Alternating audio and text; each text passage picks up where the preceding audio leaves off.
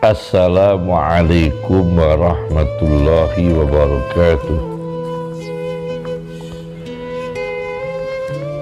Bismillahirrahmanirrahim. Ruh di dalam Al-Quran diulang 21 kali.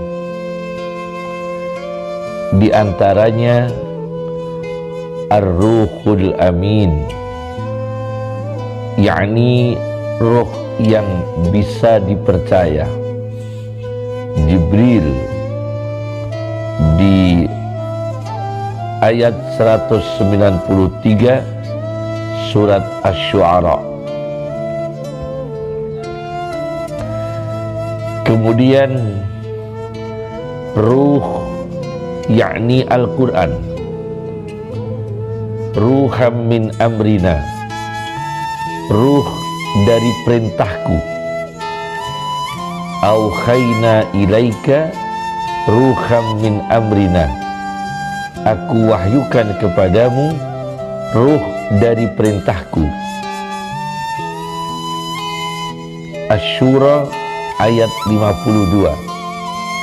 Al-Quran disebut ruh karena Al-Quran membawa hayatul qulub, hidupnya hati, dengan iman, dengan akidah, dengan ma'rifat dan sebagainya. Yang ketiga, ruh dalam arti nyawa. Di surat Al-Isra ayat 85. Di situ wa yas'alunaka 'anir ruh qulir ruhu min amri rabbi, dan mereka bertanya kepadamu dari ruh, katakan kepada mereka ruh adalah sebagian dari perintah Tuhan kami. Bagaimana pembahasan tentang ruh? Apakah ruh itu kita memastikan punya nama khusus? Saya baca di dalam kitab Shahihul Bukhari dengan syarahnya Fathul Bari karya Ibnu Hajar Al-Asqalani, hadis nomor 3208. Ketika proses manusia di dalam rahim 40 hari sperma, 40 hari darah, alaqah. Alaqah itu kalau seorang ahli tafsir dari Tunisia, Ibnu Ashur di dalam tafsirnya At-Tahrir wa Tanwir menyatakan itu ada telur-telur calon manusia buwaidah yang ada dalam darah haid perempuan. Ketika bertemu dengan sperma laki-laki, kalau Allah mentakdirkan menjadi manusia disebut mukhallaqah, kalau tidak jadi manusia ghairi mukhallaqah. Ketika 40 hari sperma, 40 hari darah, 40 hari segumpal daging. Setelah 40 hari 3 kali, berarti 120 hari atau 4 bulan, Allah mengirimkan malaikat. Summa yab'asullahu malakan, malaikat yang diperintahkan untuk menetapkan 4 kalimat. Amalahu, menetapkan apa yang akan diperbuat bayi ini kelak nanti hidup ke dunia. Warizqahu, rizkinya. Wasyaqiyun, apakah celaka? Au sa'idun, apakah bahagia? Hanya 4 perkara. Summa yunfakhu fihi ruh, kemudian ditiupkan ruh. setelah 4 bulan ditetapkan 4 perkara tadi, kemudian ditiupkan ruh. Tidak ada nama ruh. Yang ada menetapkan 4 perkara tadi, tidak membahas nama ruh secara khusus. Summa yunfakhu fihi ruh. Dalam hadis ini. Yang kedua, pemberian nama pada manusia setelah lahir, bisa setelah lahir 7 hari atau ketika baru dilahirkan, dan tidak memberi nama ruh secara khusus. Saya baca dalam sebuah kitab Tuhfatul Maudud fi Ahkamil Maulud, karya Ibnu Qayyim al-Jauziyah, di halaman 57 dijelaskan di sini ada satu hadis amara Rasulullah sallallahu alaihi wasallam khina sabi'il maulud bitasmiyatihi. Rasulullah sallallahu alaihi wasallam memerintahkan ketika 7 hari bayi dilahirkan, bitasmiyatihi, untuk segera dilengkapi dengan namanya. Ini memberi nama setelah bayi lahir 7 hari. Itu dalam satu hadis. Kemudian dalam hadis yang lain, dalam kitab yang sama Tuhfatul Maudud, mengambil dari Sahih Muslim, Rasulullah sallallahu alaihi wasallam mengatakan, "Wulida liyal lailah gulam." Pada malam ini telah dilahirkan bagiku anak laki-laki. Fasammaituhu bismi Abi Ibrahim. Maka anak laki-lakiku, kata Rasulullah SAW, aku beri nama datukku, yaitu Ibrahim. Nah, di sini Rasulullah SAW memberikan nama putranya laki-laki, langsung diberi nama Ibrahim. Tidak memberi nama ruh, tidak memberikan nama jasadnya Ibrahim, nama ruhnya siapa, tidak. Tapi Rasulullah SAW mempunyai anak laki-laki, langsung diberi nama Ibrahim ketika lahir. Kemudian yang ketiga, saya baca di dalam kitab Musnadu Ahmad.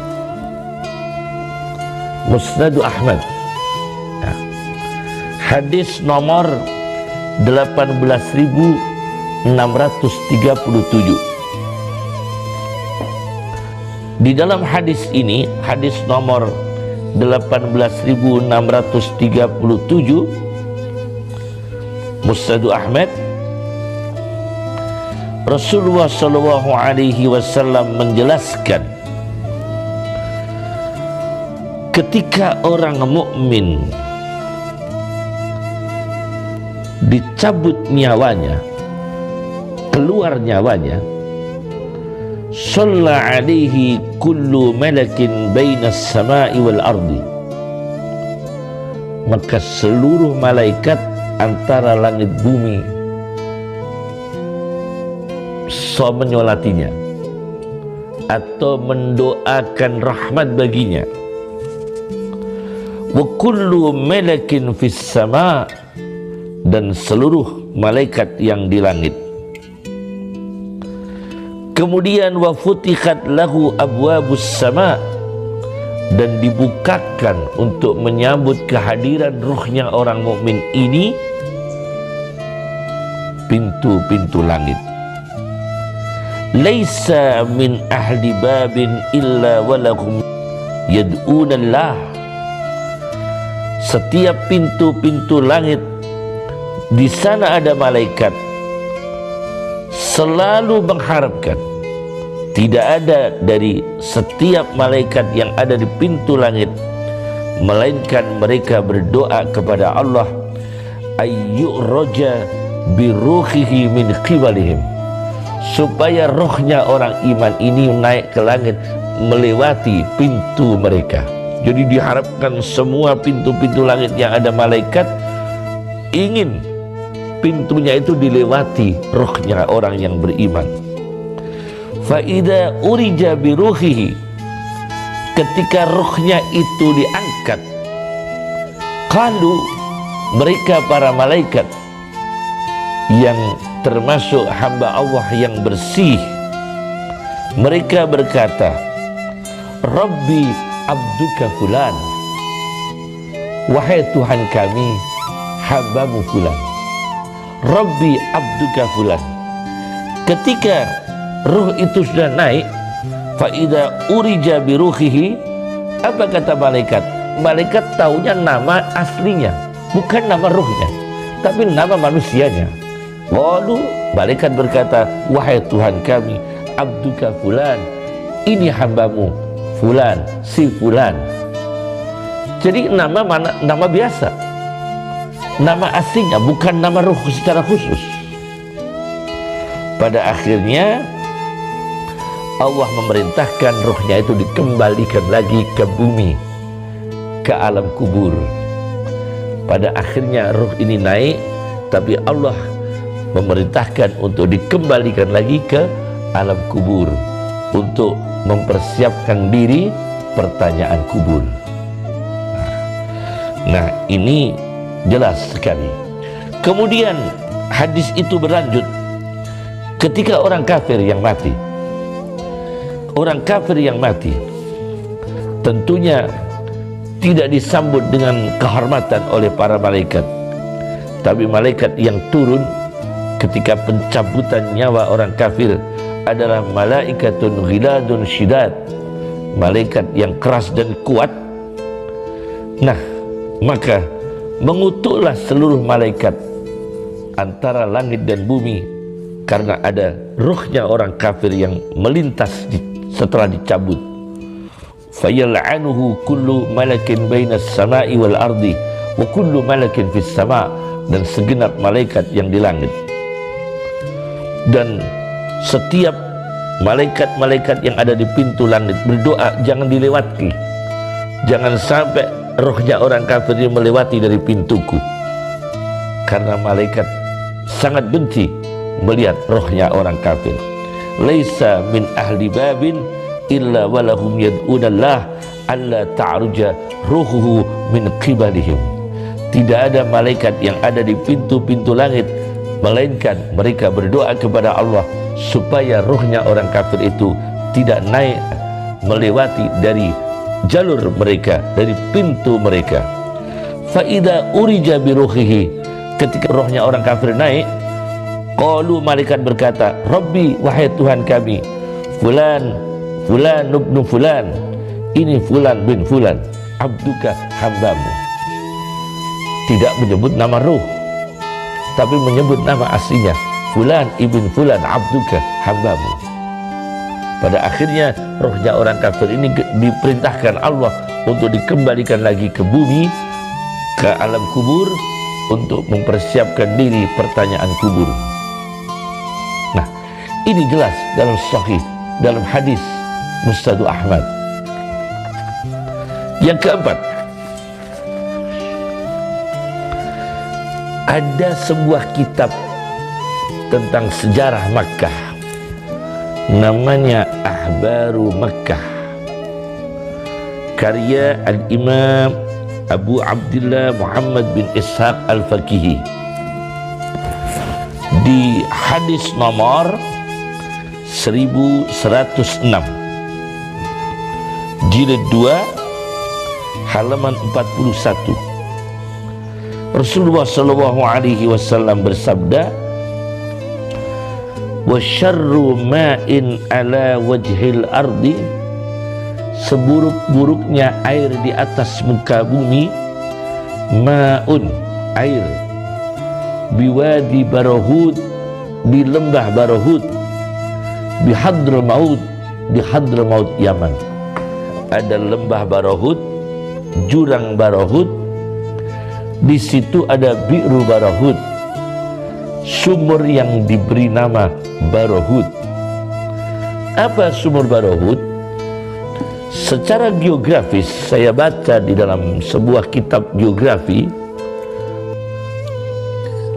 Mu'jamul Buldan, kitab Mu'jamul Buldan karya Yaqut Al-Hamawi, di jilid 1 halaman 405. Di sini dijelaskan bahwa Barahud itu wadin bil Yaman, sebuah jurang terletak di jurang di negara Yaman. Yudau fihi arwahul kuffar, di sana tempat menampung arwahnya orang-orang kafir. Ditempatkan di sana sumur Barahud, arwahnya orang kafir. Kemudian Yaqut Al-Hamawi di dalam kitabnya Mu'jamul Buldan menukil sebuah hadis yang kata beliau, ini sabda Rasulullah sallallahu alaihi wasallam, inna fihi arwahal kuffar wal munafiqin. Sesungguhnya di dalam sumur Barahud ini terdapat sebagian, saya mengatakan sebagian karena dimungkinkan penampungan arwah orang kafir itu di tempat lain. Jadi kita katakan sebagian karena Allah berhak menempatkan arwah orang kafir itu ditempatkan di tempat yang lain.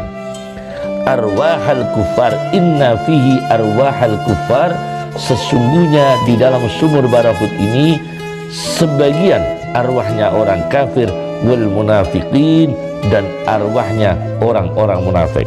Sebagai contoh dalam sebuah kejadian yang ditemukan oleh Abu Lais As-Samarqandi di dalam kitabnya Qurratul Uyun wa Mufarrikhul Qalbil Mahzun. Ini sebuah kitab, di tepinya Tazkiratul Qurtubi, karya ini sebuah ringkasan kitab Tazkirah Qurtubi diringkas oleh Abdul Wahab Asy-Sya'rani. Jadi ini mukhtasar Tazkiratul Qurtubi, bukan Tazkiratul Qurtubi tapi mukhtasar, ringkasan Tazkiratul Qurtubi. Di tepinya itu, di tepinya ada kitab Qurratul Uyun wa Mufarrikhul Qalbil Mahzun karya Abu Lais As-Samarqandi. Nah, ditemukan sebuah kejadian di sumur Barahud, ada orang salih yang datang di situ tengah malam. Begitu datang di situ tengah malam di sumur Barahud, orang salih ini diperlihatkan oleh Allah dua makhluk, dua sahsen, dua manusia yang datang masuk dalam sumur itu, turun dalam sumur itu. Dua orang ini menangis dan saling bertanya, dua orang ini satu sama lain. Yang satu bertanya, man anta, siapa kamu? Dia menjawab, ana ruhu rajulin dhalim, saya rohnya seorang laki-laki yang dhalim. Nah, kata-kata ini redaksinya, ini dialog ruh dengan ruh, dan Allah memperdengarkan orang saleh yang hadir di situ. Ana ruhu rajulin dhalim, saya adalah rohnya laki-laki yang dhalim. Bukan punya nama ruh, tapi rohnya seorang laki-laki yang dhalim.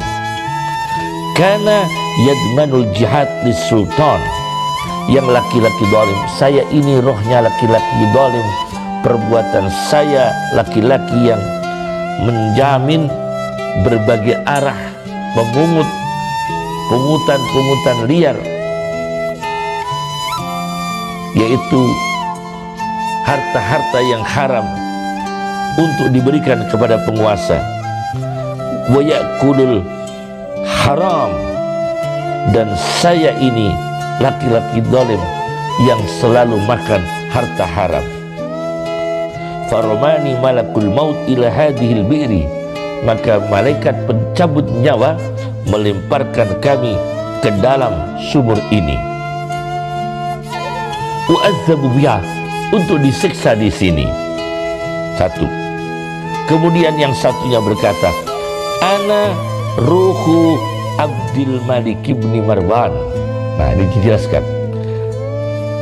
Suaranya jelas. Ana ruhu Abdul Malik bin Marwan.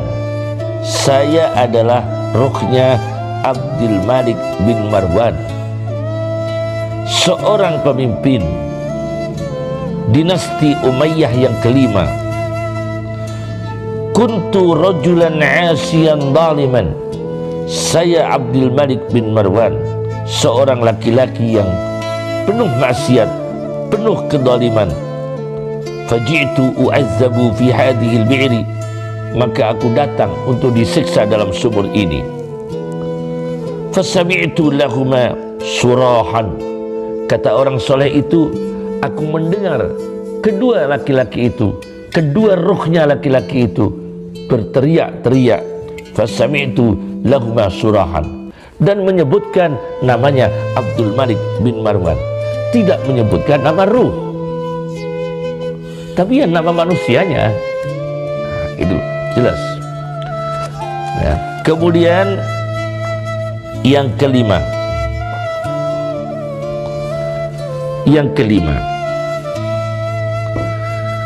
dalam tinjuan sufistik, nama gelar khusus yang diberikan Allah Subhanahu wa ta'ala diberikan kepada manusia-manusia khusus dengan julukan khusus, dengan nama khusus. Itu nama, umpama itu umpama ada orang diberi spesifik keistimewaan seperti itu, diberi maziyah seperti itu, maka itu kita tidak boleh untuk iddia, untuk mengaku-ngaku mengetahui nama-nama itu, karena nama-nama itu, julukan-julukan itu Allah saja yang mengetahui. Itu memang ada dalam tinjuan tasawuf. Saya baca di dalam kitab Hunyatut Talibin. Nah, Hunyatut Talibin karya Syekh Abdul Qadir Al-Jilani di jilid 3 halaman 319. Jilid 3 halaman 319. Syekh Abdul Qadir Al-Jilani mengatakan tentang seorang murid yang berhasil. Di antaranya keberhasilannya adalah wa tukhla'u alaihi anwa'ul khila', dan dianugerahkan pada murid itu berbagai macam jubah kehormatan, toga-toga kehormatan. Al-khila' jamak dari kata khil'ah, itu khil'atul karamah, jubah-jubah kehormatan, toga-toga kehormatan. Apa toga kehormatan yang dimaksudkan oleh Syekh Abdul Qadir? Wahia al-ma'rifatu billah. Murid itu sudah mencapai mengenal Allah Subhanahu wa ta'ala, wal unsu bih, dan terhibur jiwanya, terhibur hatinya, terhibur fikirannya dengan Allah, wassukunu wa tuma'ninatu ilaih, dan tenang tentram kepada Allah, menyerahkan diri, tenang tentram, berserah diri kepada Allah. Wa yantiqu bihikmatillah, dan bicaranya selalu dengan ilmu hikmah yang bermanfaat dari Allah Subhanahu wa ta'ala. Wa asrarillah, dan membicarakan rahasia-rahasia dari Allah Subhanahu wa ta'ala. Ba'dal idnis syarih, setelah mendapatkan rekomendasi yang jelas dari seorang mursyid, dari gurunya, balil khabar minallah, bahkan mendapatkan informasi, inspirasi, informasi ilham dari Allah Subhanahu wa ta'ala. Ini orang wa yulaqabu bi alqabin yatamayyazu biha baina ahbabillah. Ini orang mendapatkan gelar dengan gelar-gelar khusus yang berbeda antara dia dan orang-orang lain yang dicintai Allah. Gelar-gelar khusus yang membedakan antara dia dan orang-orang lainnya yang sama-sama dicintai Allah. Fayadkhulu fi khawasillah, maka dia masuk di dalam orang-orang khususnya Allah. Wa yusamma bi asma, dan orang ini diberi nama-nama khusus. La ya'lamuha illallah, yang tidak ada tahu nama-nama khusus itu kecuali Allah. Nah, Syekh Abdul Qadir mengatakan dia diberi nama dengan nama-nama khusus yang tidak diketahui nama-nama khusus itu untuk kita, tapi yang mengetahui hanya Allah Subhanahu wa ta'ala. Nah, di sini Syekh Abdul Qadir tidak mengatakan nama ruh. Wa yusamma bi asma'in la ya'lamuha illallah. Dia diberi nama-nama sebutan, nama-nama kehormatan yang tidak ada tahu nama-nama itu melainkan Allah Subhanahu wa ta'ala. Maka kita jangan iddia, mengaku-ngaku itu fulan seorang yang dekat dengan Allah, nama khusus, nama ruhnya ini, itu tidak boleh. Itu fulan dekat dengan Allah, nama ruhnya ini. Apalagi iddia pada diri kita sendiri, mengaku pada diri kita sendiri, menisbatkan pada diri kita sendiri bahwa kita ini punya nama ruh ini, itu tidak boleh. Tidak boleh itu. Tidak ada alasan secara syar'i maupun dalam tinjungan sofistik maupun dalam literatur tasawuf. Dan itu akan terjadi paralogisme. Paralogisme adalah kondisi sesat berpikir, kondisi di situ kondisi dia sesat berpikir, tapi dia tidak sadar kalau pikirannya itu sesat. Dia berpikir salah, dia tidak sadar kalau pikirannya salah. Ini terjadi paralogisme karena dia berbicara tentang hal-hal yang mistik, ruh, kemudian sampai pada nama ruh. Itu nanti iddia, terjadi dakwah, pengakuan-pengakuan. Umpama kasfi, umpama penyingkapan, itu pun penyingkapan itu dia yakini sendiri tidak boleh, tidak ada legal hukum untuk disampaikan. Apalagi itu iddia yang tidak ada dasar ilmiahnya secara syar'i, tidak ada dasar ilmiahnya secara tinjauan literatur tasawuf. Karena Syekh Abdul Qadir tidak mengatakan nama ruh, tapi nama gelar. Nah, ini diperkuat oleh Ibnu Arabi. Saya baca dalam kitab Al-Futuhatul Makkiyah, sebuah kitab tasawuf yang besar karya Muhyiddin Ibnu Arabi, di jilid 3 halaman 12. Nah, ini saya jelaskan bahwa itu bukan nama ruh, tapi nama sifat, nama gelar. Ibnu Arabi mengatakan di dalam kitab Al-Futuhatul Makkiyah jilid 3 halaman 12, walakum minal asma'i asma'us sifat, dan bagi wali-wali autad, wali autad itu wali pasak, asma'us sifat punya nama-nama sifat. Jadi sifat mereka diberi nama, diberi label, diberi penghargaan secara khusus, diberi gelar secara khusus karena kualitas sifat para wali itu. Faminhum, maka di antara para wali autad, Abdul Hayy, diberi gelar nama Abdul Hayy. Itu bukan nama ruhnya, tapi nama sifatnya. Abdul Hayy, hambanya Allah yang hidup. Karena apa? Karena wali ini sangat memuliakan sesama makhluk hidup sesuai dengan koridor syariah, bahkan sangat melindungi binatang. Nah, ini bisa diberi gelar Abdul Hayy. Kemudian wa Abdul Alim, punya nama sifat Abdul Alim, seorang wali, bukan namanya tapi nama sifat, tapi bukan nama ruh. Wa Abdul Alim, nama gelar, gelar kualitas kepribadiannya, kualitas sifatnya. Wa Abdul Alim, hamba Allah yang maha mengetahui. Karena ini wali autad, wali pasa ini punya kelebihan ilmu dari Allah Subhanahu wa ta'ala. Kemudian ada yang bergelar Abdul Wadud, hamba Allah yang maha penyayang. Karena apa?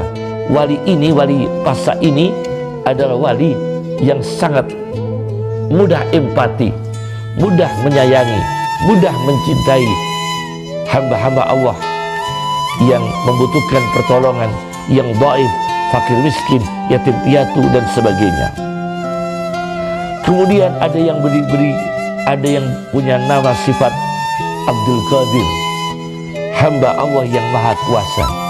Karena wali ini, wali watat ini, wali pasa ini diberi Allah kemampuan untuk melakukan sesuatu yang tidak dimampui oleh umumnya manusia dengan izin Allah Subhanahu wa ta'ala. Ini gelar-gelar namanya asma'us sifat.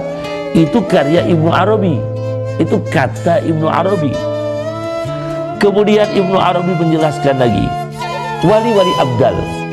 Wali-wali abdal itu dalam terminologi tasawuf adalah wali-wali yang istafat setelah ada yang meninggal. Ada yang meninggal satu, gantinya satu. Ada yang meninggal dua, gantinya dua. Istafat, selalu ada pengganti. Al-abdal namanya. Nah, di dalam Al-Futuhatul Makkiyah ini Ibnu Arabi menjelaskan gelar-gelar sifatnya wali abdal. Abdus Syakur, hamba Allah yang maha bersyukur.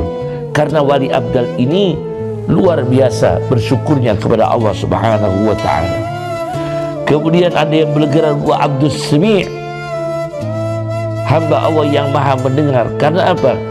Kekuatan daya pendengaran wali abdal ini punya kekuatan pendengaran yang lebih, punya kekuatan pendengaran, indera pendengarannya itu luar biasa, punya kekuatan, punya energi di atas rata-rata. Khariq lil adah, tidak sama dengan pada umumnya, tidak sama pada kebiasaan kekuatan pendengaran secara umum. Kemudian ada yang bergelar wa Abdul Basir, hamba Allah yang tadi Abdus Sami', hamba Allah yang maha mendengar. Kemudian ada yang bergelar wali abdal Abdus Sami', tadi sudah. Abdul Basir adalah hamba Allah yang maha melihat. Wa Abdul Basir, dan diberi gelar nama sifat hamba Allah yang maha melihat. Karena dia punya kekuatan penglihatan yang luar biasa. Misalnya Abu Hanifah, misalnya orang ulama-ulama sufi yang punya kekuatan kasyaf yang luar biasa, tapi tidak iddia pada dirinya, tidak mengaku-ngaku dirinya, dan dia tidak paralogisme, dan dia tidak menyombongkan diri, apalagi dia ingin membahas itu supaya dia disebut ahli dalam bidang itu. Tidak, karena itu menyalahi etika tasawuf. Nah, inilah yang perlu saya jelaskan, bahwa ini dalam Al-Futuhatul Makkiyah itu asma'us sifat, bukan nama ruh. Nah, yang terakhir sebagai penutup ingin saya jelaskan dalam kitab Rasail Ibni Sab'in, Rasailu Ibni Sab'in, di bab wasiat, wasiat Ibni Sab'in di ashabih, pesan-pesan Ibnu Sab'in kepada para murid-muridnya.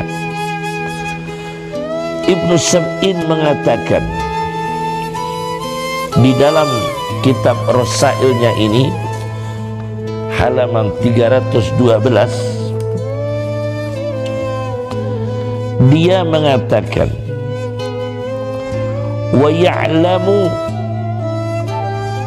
orang yang dekat dengan saya, kata Ibnu Sab'in, murid saya, dekat dengan saya, orang yang tahu anna ridwan ba'daha aslu kulli rahmah, sesungguhnya mendapatkan ridhonya Allah Subhanahu wa ta'ala sesudahnya adalah aslu kulli rahmah, asalnya segala rahmat. Setiap orang masuk surga, mendapatkan surga, kemudian waridwanum minallahi akbar, ridhonya Allah lebih besar daripada surganya.